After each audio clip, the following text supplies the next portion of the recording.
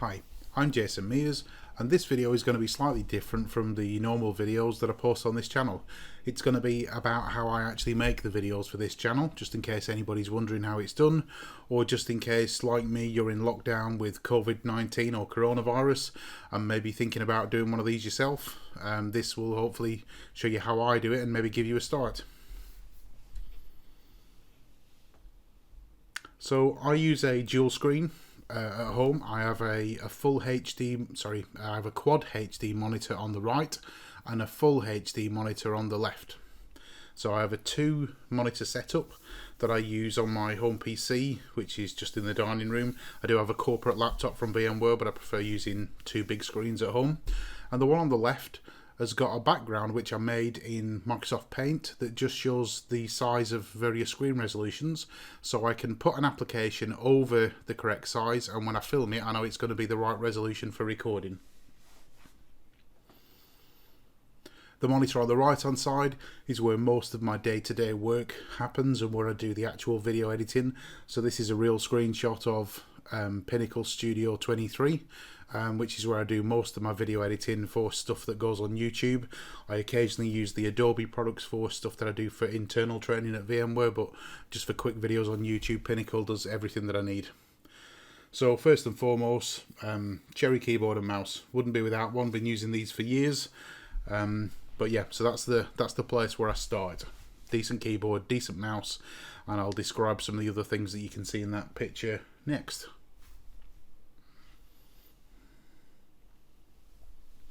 So this is a StreamDeck, as it says, a relatively new purchase for me. This was something that was mentioned by our CTO, Joe Bagley, the EMEA CTO at VMware, who had one of these and demonstrated it on an interview or an internal call. It's basically a large keypad with a screen behind each button, and you can program buttons to do anything you want on a home computer. So the top row buttons will open things like Windows Explorer or individual folders on my hard drive or Google Drive, and the buttons underneath are all set up for editing in Pinnacle Studio, and the one in the bottom right hand corner is actually showing CPU utilization. The next thing, and again a relatively new purchase, is a Shuttle Wheel, just because I was using keys on the keyboard to move backwards and forwards between cuts and doing editing. And although this doesn't come with a configuration specifically for Pinnacle Studio, I've programmed it myself using the tool that comes with it, and then just saved these as a configuration. But this is how I've currently got it set up, with play and fast play, reverse play, and then jog wheel to either zoom in, so the middle button zooms in and the outside button moves along. I then have a USB microphone. This is a Trust microphone, part of the CXT range. The thing you can see on the front is called a P popper. That's meant to stop the noise when you're speaking. And that's how it's laid out in a desk I have in my dining room at home.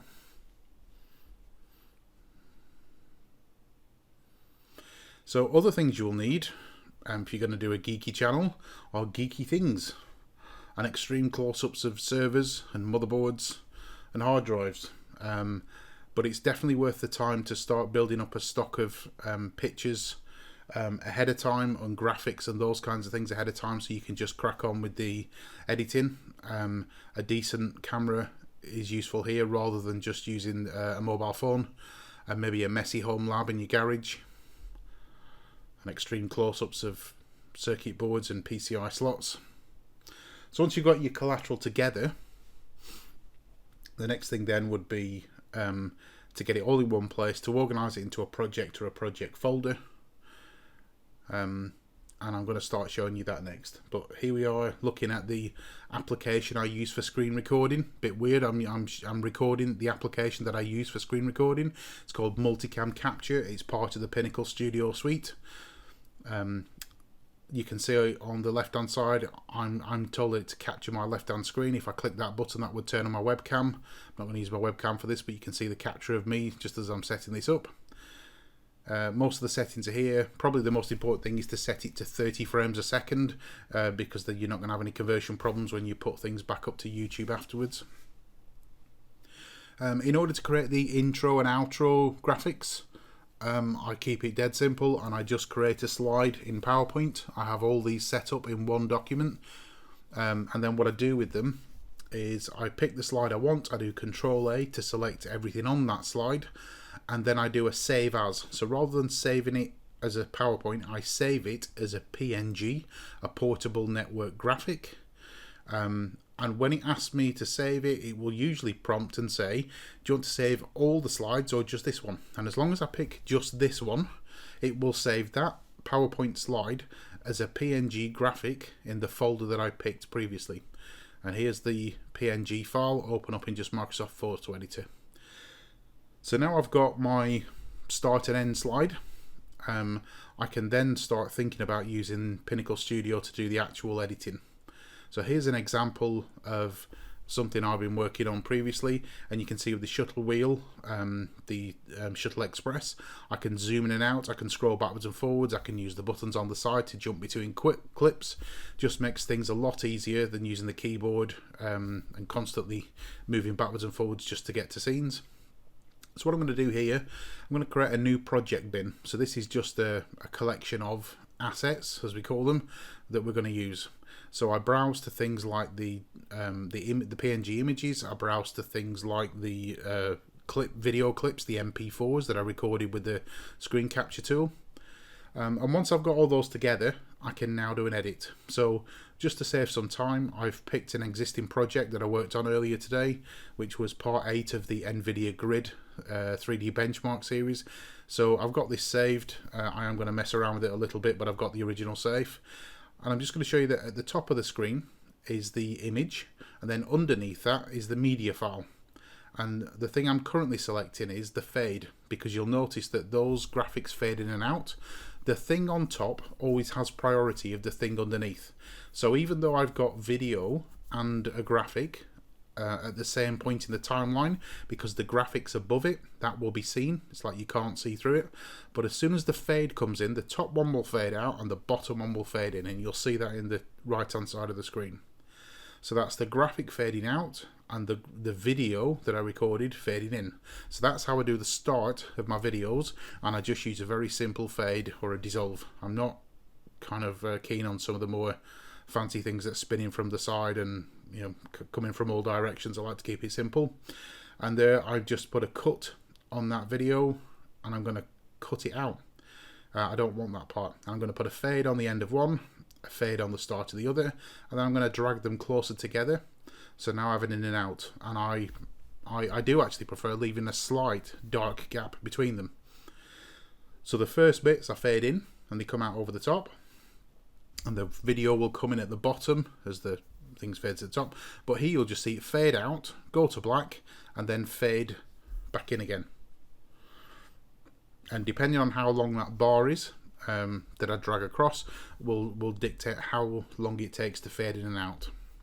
So I'm going to stop it there, and I'm going to put a cut in, and then I'm going to pick something else. So I'm going to put an end graphic on there and stretch it to make it a bit longer, and then I'm going to fade that in. So I've got an intro, I've got 2 clips with a fade between them, and then the outro slide faded in. So very simple, just 2 graphics at the end, 2 clips in the middle, and I'm fading over the top of the graphic and the video, and then just a very simple fade between the video. You can see that at the top. It's going to fade in, and now the graphic will come in. We'll now fade out the graphic to black, and then fade in the new one, the video to the new one. And now we're going to fade in the end slide over the top. At this point, I'm trying to remember what the video is called, and then just end with, thank you very much for your time, and I hope you found that useful. And at this point, I'll stop it. I'll make sure that everything is as I want it. And at this point, I'll now go to the voiceover. So I used to record the voiceover in a different tool. It was slightly better quality, but this is near enough the same quality, but much quicker to do. I don't have to worry about using a separate tool and then synchronizing it. I'll just check that my microphone is configured properly there, because I unplug my microphone when I'm not using it. I don't like having a microphone plugged in all the time. I'll give it a name. I'll click, and then you can't hear this on the recording, but there'll be 3 clicks, and then as soon as I start speaking, I'll be talking about what I can see on screen. and when I finish this I'll click stop and it'll insert an audio track underneath. So I'm basically doing a voiceover of a video that I've already created or produced. So I'm now describing all the things I can see on screen, and I know it's going to fade out shortly to the next part. I then talk about the next part, and then we're coming to the end. So I'm trying to wrap up now. I need to think of the name of the video and then just sign off. As soon as we get to the end of this video, I click stop and it will say, would you like to keep this recording? So I'm going to say yes to that, and it's now inserted a recording at the bottom of the screen. So I've got graphics at the top, video in the middle, and an audio recording at the bottom.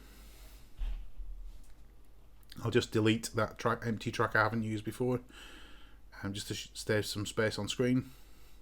So actually I've got some video at the end of this which I couldn't be bothered to delete, but just ignore that that's there.